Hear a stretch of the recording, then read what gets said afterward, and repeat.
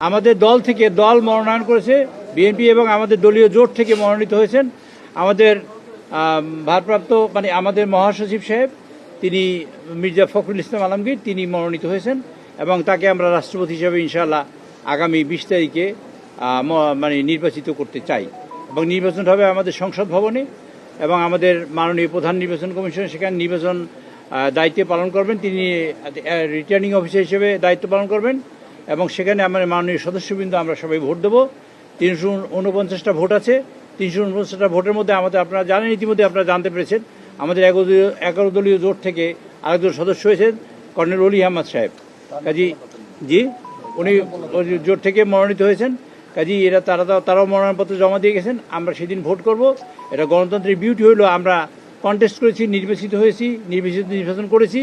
আমরা 17 বছর আন্দোলন করে গত যে একটা ইম্পার্শিয়াল নির্বাচনের মাধ্যমে আমরা সংসদ গঠন করেছি। সংসদে আজকে দেশের কার্যক্রম চলছে এবং দেশের মানুষের প্রত্যাশা পূরণের জন্য আমাদের মাননীয় প্রধানমন্ত্রী জনাব তারেক রহমান সাহেব পরিশ্রম করছেন এবং মাননীয় সকল মন্ত্রীবৃন্দ এবং সকল সংসদবৃন্দ তার স্ব এলাকায় কাজ করে চেষ্টা করছেন যাতে আমরা 17 বছরের জঞ্জাল আমরা গত 5 মাসে যতখানি সম্ভব তাতে পরিষ্কার করার চেষ্টা করছি, ভবিষ্যতে আরও করার চেষ্টা করবো ইনশাআল্লাহ। কাজে তারই ধারাবাহিকতায় তারই ফলশ্রুতিতে ইনশাআল্লাহ আগামী 20 তারিখে আমাদের রাষ্ট্রপতি নির্বাচিত হবে। নির্বাচিত হওয়ার পরে আমরা চেষ্টা করব আমাদের কাঙ্ক্ষিত লক্ষ্যে। আমাদের মাননীয় প্রধানমন্ত্রী দুটো বাক্য বলেছেন, আই হ্যাভ এ ড্রিম, এবং তিনি বলেছেন সবার আগে আই হ্যাভ এ প্ল্যান। উনি প্ল্যান বাস্তবায়ন করবেন এবং সবার আগে বাংলাদেশের স্থান এবং গুরুত্ব সবার আগে দিয়ে আমরা বাংলাদেশকে প্রতিষ্ঠিত করতে চাই। সেই প্রত্যাশায় আমি আপনাদের সকলের সহযোগিতা কামনা করে সেই গণভোটের সাথে রাষ্ট্রপতি নির্বাচনের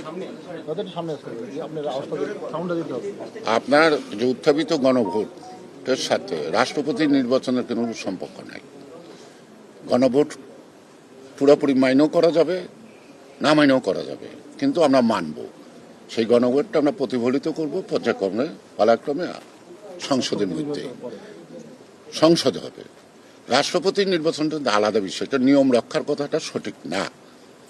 এখন নিয়ম রক্ষার না হয়তো আপনি বলতে পারেন তাদের এই কটা ভোট আছে ফেল করবো জেনে শুনে। আমি তাদেরকে স্বাগত জানাই যে তারা রাষ্ট্রপতি নির্বাচনকে প্রত্যাখ্যান না করে অংশগ্রহণ করছে, এটা গণতন্ত্রের সৌন্দর্য বাড়াচ্ছে। আমি তাদেরকে কনগ্রাচুলেট করি। সুতরাং এটা কোনো মতেই নিয়ম রক্ষার নির্বাচন না, এটা সংবিধান এবং আরপিইউ সমন্বয়ে যেটা হওয়া উচিত সেটাই হচ্ছে। প্রথম ঘটনাটা আগে প্রথমটা শুনেন। আমাদের মাননীয় প্রধানমন্ত্রী তিনি ঘোষণা করেছেন যে জুলাই সনদের অক্ষর, দাড়ি, কমা, বিন্দু, সেমিকলন আমরা সবাই বাস্তবায়ন করবো, যারা দক্ষিণ প্লাজায় স্বাক্ষরিত হয়েছে সেটা আমরা বাস্তবায়ন করব।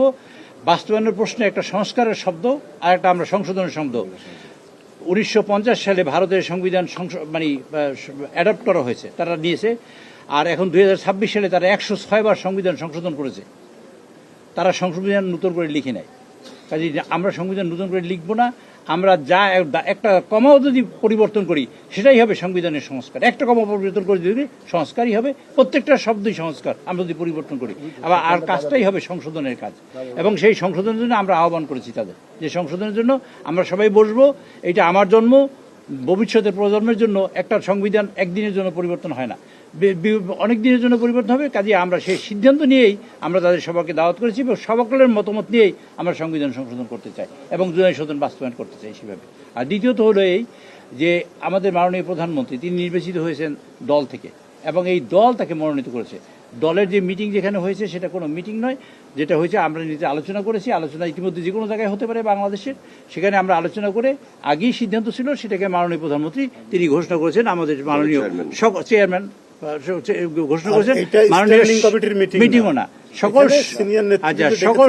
স্ট্যান্ডিং কমিটি আগেই এবং সকল দায়িত্ব দেওয়া হয়েছিল, সিদ্ধান্ত দেওয়া। নির্বাচন কমিশনের যে নিয়ম আছে সেই নিয়ম শতভাগ অনুসরণ করে আমরা জমা দিচ্ছি। ধন্যবাদ। সুতরাং আমাদের আর কোনো সিদ্ধান্তের আপনাদের এই মুহূর্তে বলার নাই। নির্বাচনের যেই নিয়ম আছে সেই নিয়ম মতোই আমরা দিচ্ছি। তারা কি বলছে তাদের উত্তর নিয়ে তারা থাকুক, তাদের কথার সমালোচনা করতে চাই না। যে কথাটি একটু আগে বললো, আজকে কোনো মিটিং ছিল না, যেহেতু তিনি প্রধানমন্ত্রী, তিনি চেয়ারম্যান, ওনাকে আমরা দায়িত্ব দিয়েছিলাম, উনি আমাদেরকে ডেকে